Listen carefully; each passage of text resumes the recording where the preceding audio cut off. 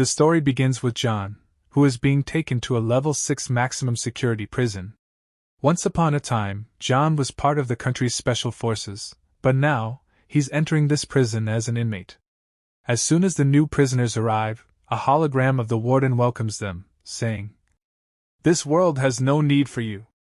That's why you'll spend the rest of your lives here." Then John is sent to meet the warden in person.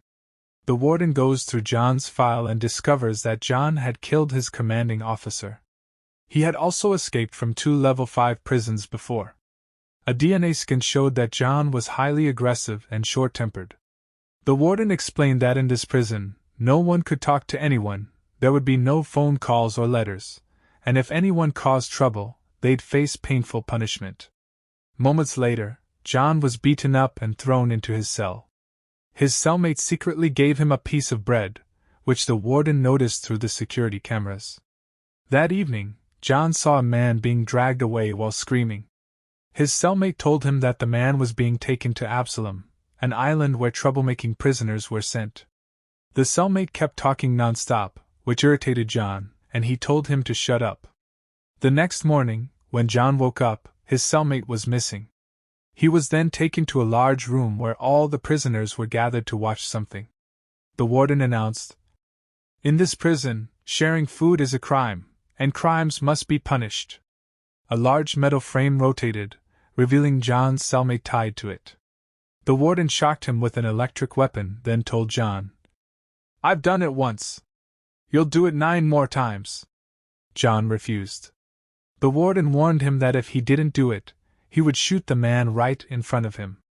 Instead, John grabbed the electroshock weapon and tried to take the warden hostage, but the guards surrounded and beat him brutally.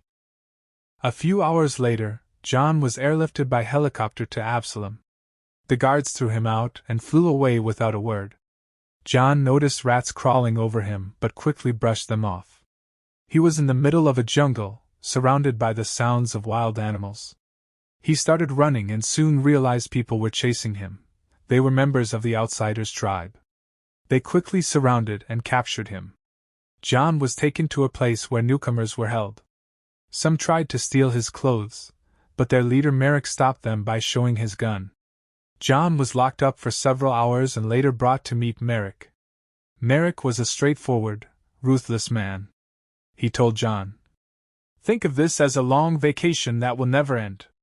He explained that this place was once a luxury island resort, now turned into a dumping ground for criminals exiled from the mainland. Every task on this island was a test of survival. To test John's strength, Merrick made him fight a man named Ralph. They were pushed onto a net bridge above a pool and given blades. Ralph smashed a statue to show off his power, but John wasn't impressed. He threw his blade at Ralph's chest, knocking him into the water. Merrick was pleased and congratulated John, but John ignored him, stole his weapon, and pushed Merrick into the pool. He ran through the crowd showing off his gun, but it didn't work. He escaped into the jungle as the tribe chased after him. John climbed up a tree, ambushed one of his pursuers, snapped his neck, and took his weapons. While fleeing, he fell from a cliff and injured his leg. Somehow, he managed to treat his wound, but another outsider came to fight him. John, being former Special Forces, easily killed him. But the tribe was still chasing him. He accidentally triggered a trap, which made a heavy log swing down, killing one of the pursuers behind him. A man named Scab shot an arrow into John's leg, but John kept running. Eventually, the outsiders cornered him on top of a mountain and rained arrows down. Somehow, John jumped into the water and escaped. Soon after, he was found by the Insiders' gang, who rescued him and brought him to their village, treating him well. The warden back at the prison was immediately informed of this. When John woke up, he was surprised by the discipline in the camp. He tried to enter a building nearby, but Hawkins and Skull stopped him, saying, "No one's allowed in there." Then John met the leader, known as Father. Father said, "You're the first man to ever escape the Outsiders alive. You should stay with us." But John replied, "I didn't come here to settle down. I need to get off this island, as soon as possible." Later, John met Diaz, who was repairing a broken gun. John gave him an idea on how to fix it, and the two slowly became friends. Soon after, Dwyer and Hawkins took John to the watchtower and told him to stay there, warning, "Don't try to escape. This island is full of dangers. The outsiders are about 600 strong, and we, the insiders, are only 98. They outnumber us 6-1. We can't fight them." The island was covered in surveillance cameras, so any helicopter could reach there within minutes. Later, John met Dr. Tom, who treated his injury using wild herbal medicine. He handed John some ointment and said, "Keep this clean. We don't have antibiotics here. If it gets infected, you're done for." When John stepped outside, he noticed Casey following him. Casey just wanted to meet the man who escaped Merrick. John told him to leave him alone and went to the edge of a cliff.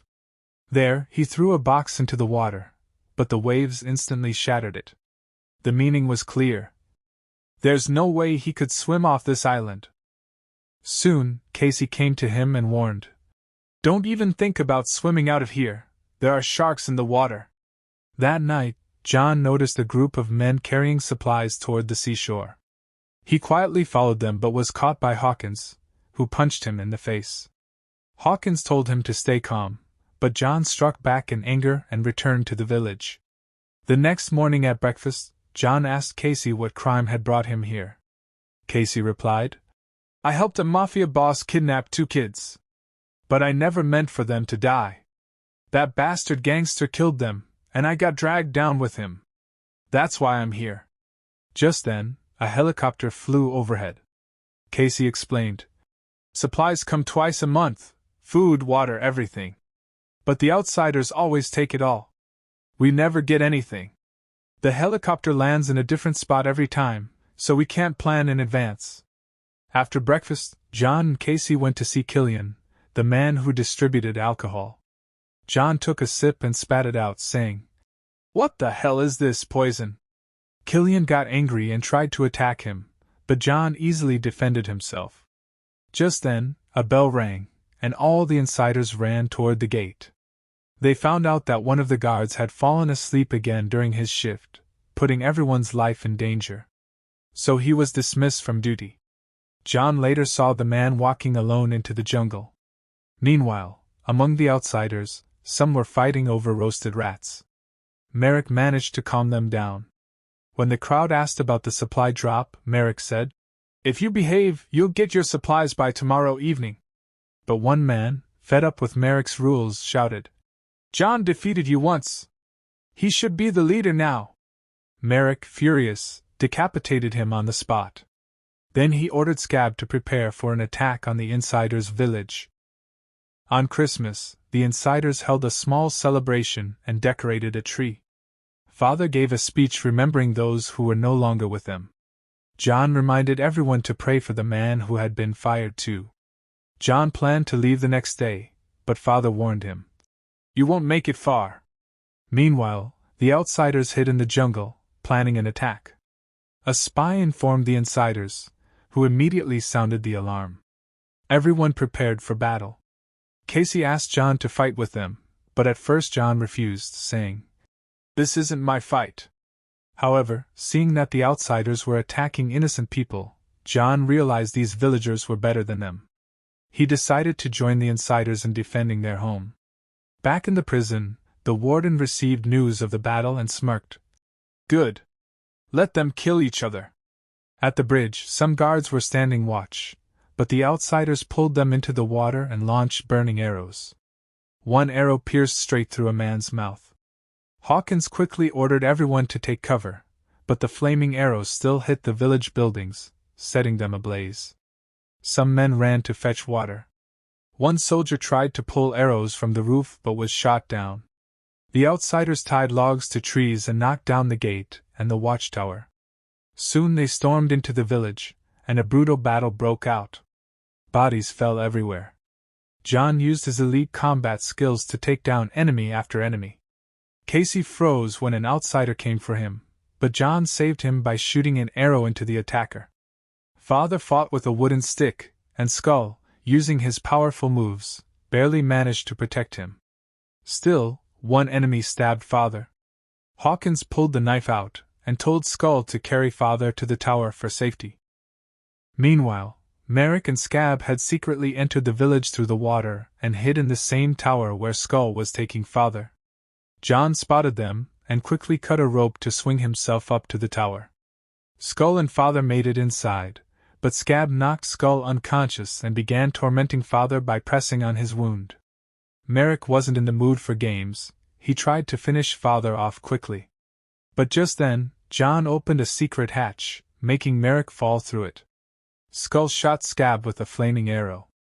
A fierce fight broke out between John and Merrick, both evenly matched and refusing to give up. Then, when the burning Scab staggered back into the room, Merrick pushed him out the window, sending him crashing into the water below. Realizing he couldn't beat John, Merrick ran for his life and ordered his men to retreat. The outsiders fled the village. Later, the insiders burned the bodies of the dead, and Father said a few words in their memory. John watched the flames from afar, haunted by memories of his past battles, the people he had killed during the war. Killian came over and handed him a drink. He said, "Father was sent here because of his wife's overdose case. But there was never any proof. He's probably the only man on this island who's truly innocent." The next morning, John saw some insiders carrying supplies toward the seashore. He followed them quietly and discovered that they had secretly built a boat. He ran back to Father and told him. Father revealed, "They've been planning this escape for a while. The boat was designed by Dis. It has a cooling system that can avoid radar detection. But as soon as they launched it, other sensors picked it up, and helicopters swarmed in to intercept them. They even fired at the lookout group, but the insiders hid behind rocks and survived." Afterward, Father said, "The warden must have a spy among us." John declared, "I'll go on the next boat." But Hawkins and Father insisted. "Many people have been waiting for years. You'll have to wait your turn." A few days later, John visited Dis, who was working on a new boat. John asked, "Will you go this time?" Dis shook his head. 30 years ago, I built a bomb for money. It killed 50 people. I never wanted that. So now, this island is my punishment. I'll live and die here." John noticed some old Chevy engines nearby, but one of them was missing a distributor. Then he went to Father and made him an offer. The missing part of the engine would be brought back from Merrick's camp, and in return, he and Casey were to be sent away on the next boat. The father agreed but put one condition: Merrick's men must be told about the island so that everyone could be saved. As soon as John went out, he met Hawkins. Hawkins gave John a map showing the safest route to Merrick's camp. Dice gave him some bombs. Casey wanted to go with him, but John pushed him back and said, "It's too dangerous there. You'll just be a burden to me." Meanwhile, Merrick told his men that he had killed all the gang leaders. He threw their severed heads to the ground and announced that from now on, there would be no more fights or internal conflicts. A few hours later, John reached the outsiders' camp, only to be shocked to see that Casey had secretly followed him. Suddenly, Casey stepped on a trap and got caught, hanging upside down from a tree. Before John could save him, the outsiders captured both of them and took them to their village. The crowd laughed as Merrick tied Casey up, and others shouted, "Tie glass shards around his neck for fun!" John used this moment to sneak inside. He killed the guard on the stairs, found the missing engine part, and climbed a tower with the help of a rope. There, he took down 2 more guards. Through a window, he saw Casey being tortured. John threw a bomb into the building, causing a massive explosion.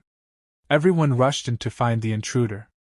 John ran in and freed Casey from the torture device. But Merrick had already figured out his plan. Both of them were caught and thrown into a pool. Merrick ordered, "Fight each other. Whoever survives will be set free." Casey pretended to attack John but whispered, "The insiders need you, not me. Kill me." John refused to kill his friend. Then Casey suddenly lunged at him, and in defense, John stabbed him with the spear he was holding. But Merrick went back on his word. He prepared a machine to kill John. Just then, a spy among the outsiders attacked Merrick and took him down. The spy told John, "Go back and tell the father that Merrick is gathering all the gangs for another attack." John rushed back to the village. He gave Dice the distributor and told him to hurry. Then he warned everyone about the upcoming attack. He saw the father lying sick in bed. John said, "We don't have enough weapons or defenses to win this fight. It's better to abandon this village." Hawkins got angry, saying this was their home now. But the father calmed him down and said John was right. He told Hawkins to quickly make an escape plan. The next morning, everyone was preparing to evacuate, but the father was still bedridden. He revealed to John that he had a deadly disease and would die within a month without treatment. No one else knew, though Hawkins had his suspicions. The father wanted John to take his place, but John refused. He didn't want to stay on the island, he wanted to escape. So the father gave him his diary, which contained all the truth, and told him to find someone who could rescue the prisoners. John then went to Dice, who said the boat was ready. When they tested it, seeing the fire reminded John of the war and his trauma, so he walked away. That night, John told the father the truth, how his boss had forced him to kill thousands during the war, and how the government had covered it all up. When John tried to speak out, no one believed him. That's why he deliberately killed his boss, to take revenge. The next morning, John saw their informant's severed head impaled on a spear. The warden was watching everything through cameras. The outsiders infiltrated the village, but found it completely empty. Thinking they had won, they began to celebrate. Then John appeared on a tower with a huge gun. He fired, causing a massive explosion that killed most of the enemies. The hidden insiders came out and attacked. Their numbers were now greater than the outsiders, who panicked and fled. The father came out of his room to see the aftermath of the battle. Merrick arrived and immediately killed Skull. Then he began fighting John. It was a brutal battle, but this time John had the upper hand. Merrick pushed John to the edge of the tower, and was about to kill him when the father grabbed Merrick from behind. Merrick stabbed the father and killed him.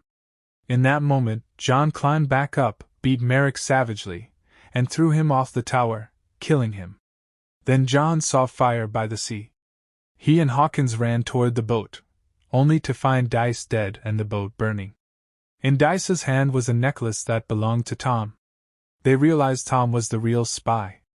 They broke into Tom's house and found a transmitter. The warden had promised Tom freedom in exchange for spying. Tom knew the helicopter was coming to pick him up. John forced him to change the landing coordinates. A while later, Tom stood in an open field as the helicopter landed. Hidden insiders came out and killed all the soldiers. John entered the helicopter, stopped the warden from escaping, and threw him out, right next to Tom on the island. John then took the pilot's seat and flew the helicopter away with Killian and a few other prisoners. Meanwhile, in the jungle, the outsiders surrounded Tom and the warden, and what they did to them next, they couldn't even imagine. If you liked the video, don't forget to like and subscribe to the channel.